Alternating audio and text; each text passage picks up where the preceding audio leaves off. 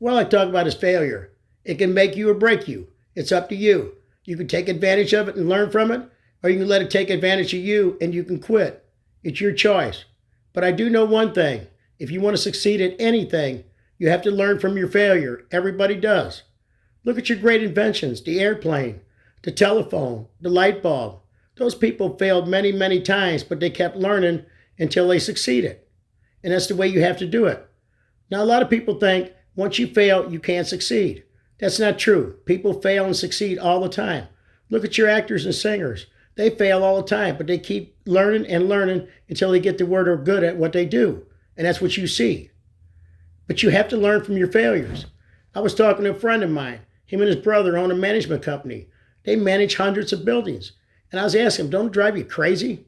Not really. He goes, once you're organized, it's not that hard. He goes, now in the beginning, we weren't organized and we were making all kinds of mistakes. We were billing people wrong. We weren't making payments. We were missing appointments.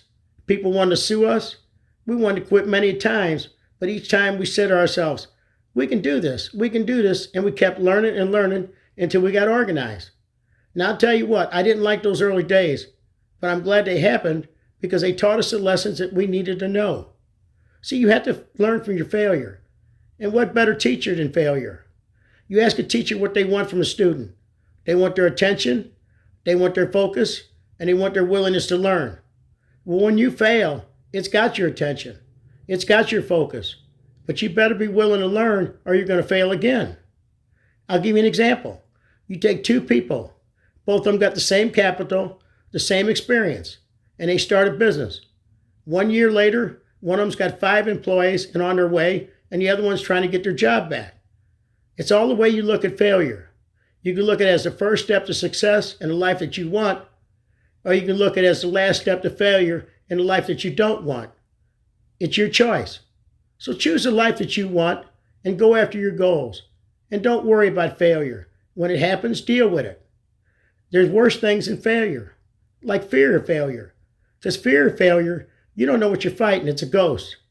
Well, when you have failure, you know what you're fighting, you look at it, and you learn from it. I wish we didn't have fear of failure, but we do, and you have to deal with it. And one way to deal with it is your imagination, because your mind doesn't know the difference between what's imagined and what's real. So imagine the worst case scenario and feel those feelings and feel those emotions, and you'll realize that it wasn't as bad as you thought. And another way to do it is positive mental affirmations. And one of them is, I never see failure as failure, but only as a learning experience. I am not judged by the number of times I fail, but by the number of times I succeed. And the number of times I succeed is in direct proportion to the number of times I can fail and keep trying. And another way is the old-fashioned way. You face it like you do any other bully. And believe me, it's a bully.